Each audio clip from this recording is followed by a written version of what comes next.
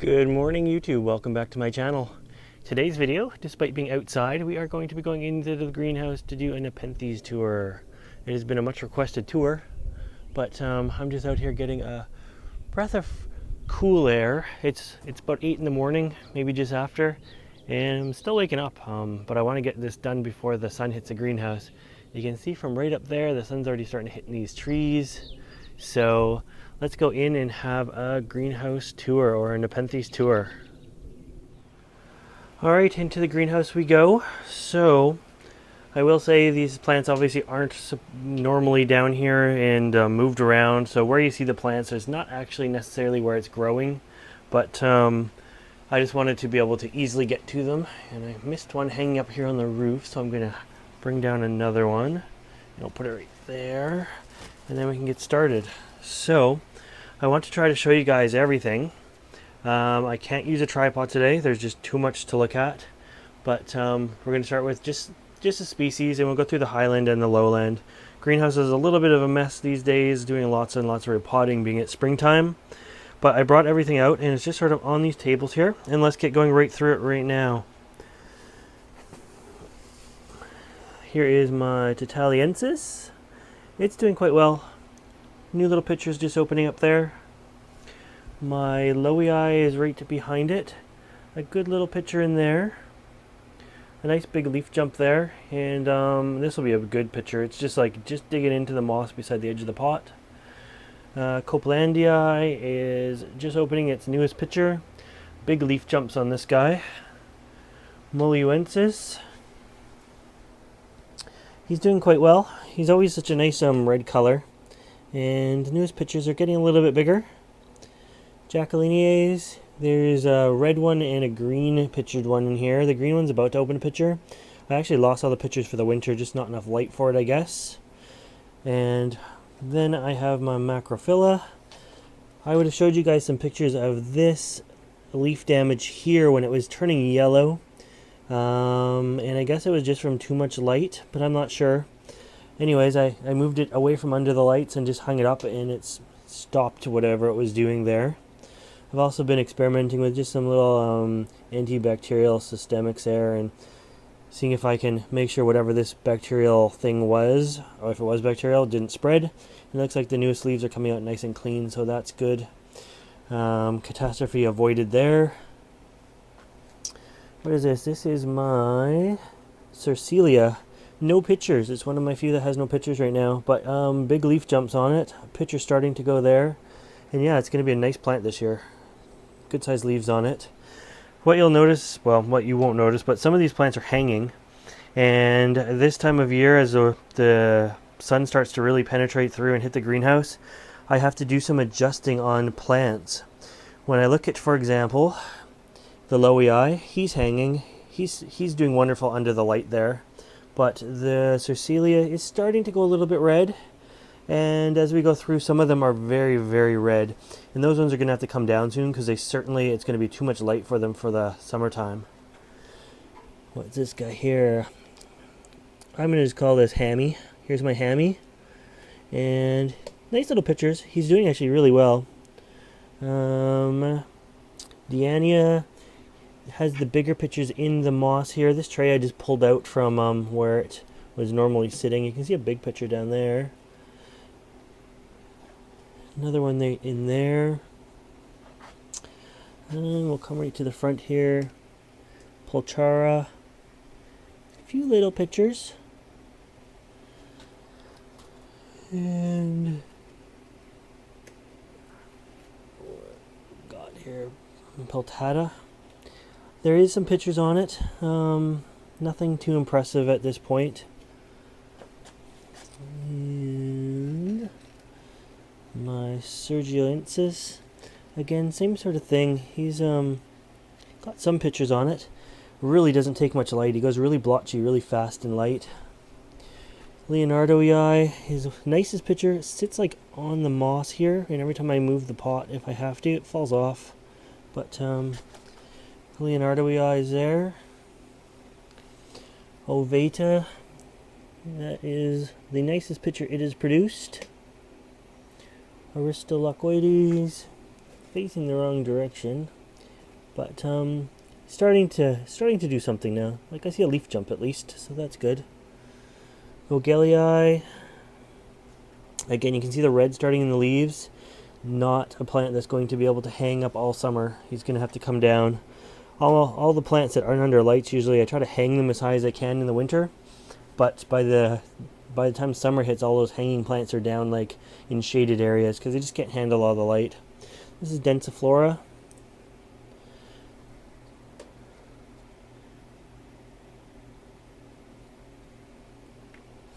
Oh, I'll straighten my back up here. Bongso.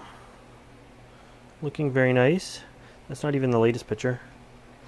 There's the latest picture. So he's doing really good.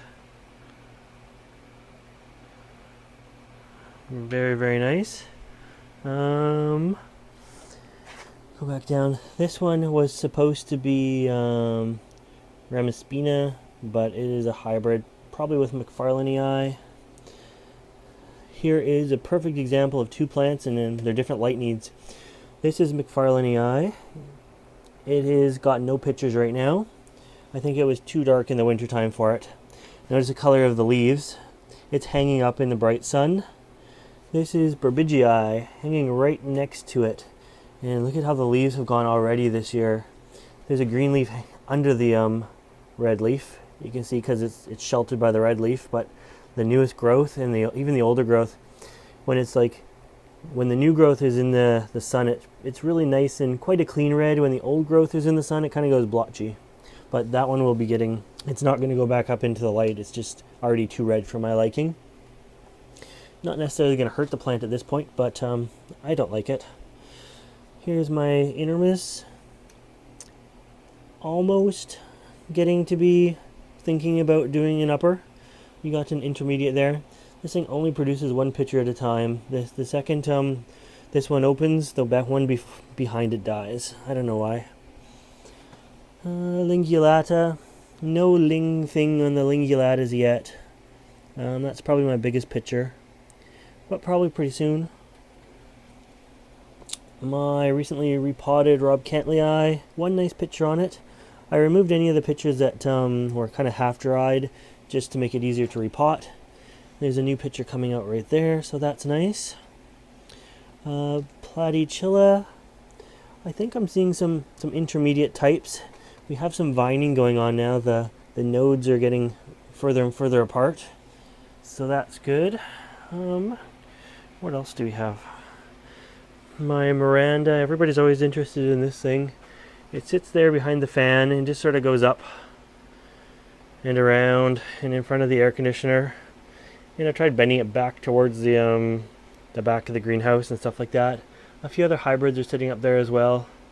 Glandulifera, Crossbostiana.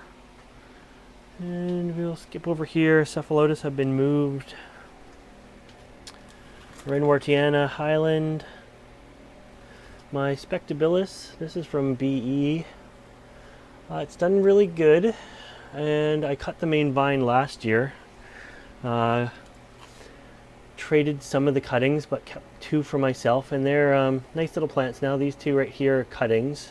I just put them in the same pot, and there's a new basil coming out in there, and there was a new basil last year that came out that's right there. And the main vine, it's got to be 4 feet tall now. It's a female plant. It should come into flower pretty soon. It's touching the roof up there. Kind of gets mixed in with all the rest. Beside it is my Ventricosa, which I always leave the pictures because I figure they're doing something, but the tops always go dry on them. But anyways, dozens and dozens of pictures, and it goes up and up and up, and it forms little uppers, and the uppers keep going up into that sort of mess up there as well. Here's a Sanguinea upper. It is attached to a plant that's way down here. So let's see, I think there's some pictures of there's a Sanguinea. I think this is just the orange form. But it's got lots of basils and a main growth that has the uppers that every once in a while you get an upper. They have to grab something and they take forever. But this big one here is my Sibuensis. No real pictures on it right now. There was some this winter, but not so much now. This is a nice basil. I think there's another basil coming out down below, so that is good. Behind that mess, the rest of the vines is just a ventrata. It's way down there in the corner and kind of comes up into huge vines, and I'm going to have to hack that thing back. It's just getting to be out of control. There's a Sibuensis upper. So there's a few of those kicking around. The dried up upper in there from a Sibuensis. But not quite as colorful as the lowers, but it's still pretty cool. This one's getting a bit of age to it now, so it's looking a little weathered. I know I said I wouldn't do much in the hybrids here, but Hamada platychilla, an upper. And there's a few more uppers from that. Hybrids are just so fast and vigorous and so easy. Now, should we do upper or lower shelf here? Let's do lower first. My lamii, I repotted and separated them out. So, 2 little plants in there. This is my Dorman's top number 2. Excuse the backlighting. I don't know if this is going to be better or not with that off. Likely is. This is my Dorman's top number 2. Cute little pictures on it. They have like a weird little toothy thing right under the lid there. Kind of interesting. Tenuous. Lots of pictures on this guy. Always lots of pictures and picture starting and that sort of thing. I'm sure there's more behind the pot as well. Spatulata. Here's the latest spatulata. I always like them best when they first open. Palawanensis. More backlighting. Palawanensis. Doing pretty good. This picture is just on this tiny leaf, and so we have some huge leaf jumps. So hopefully we have some huge picture jumps as well. Hamada cross Robcantleyi or reverse. Anyways, that's the latest picture. And then I was moving it around the other day and I broke the tendril. Everybody does it, but so yeah, we're not going to have another picture for a while on there. This one is Mira. Nice plant. I like it. The leaves are very nice and sort of a soft green. Doesn't seem to go red like some of the plants. Here is my Lavicola. I just repotted this guy like last week. Whenever you repot, you always end up with like little bits of sphagnum moss all over everything. And here is a Glabrata. Oh, and the fogger just kicked on, so I'm going to show you this for now. I'm going to actually go up to the mist, because the mist is coming out of the roof. I've got this set up so that the mist comes on for about 20 seconds, and then we'll stop, and the fogger will take over from that. It's just to sort of deal with the hotter days of summer coming up. I've got the mist on a cycle timer. There we go, so the mist is cut out, lasted about 20 seconds. But the fogger itself is continuing to work on the humidity because the humidity has dropped since we've been filming here. So the way it's designed, the mist doesn't hit any of the plants, but just falls and sort of hits the floor, and then the fogger does the rest.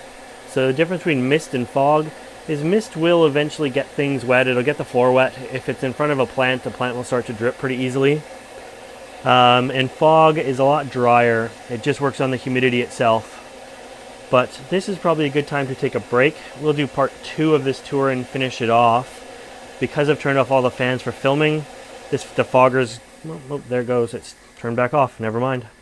When you turn off the fans, it usually fogs for a little bit longer.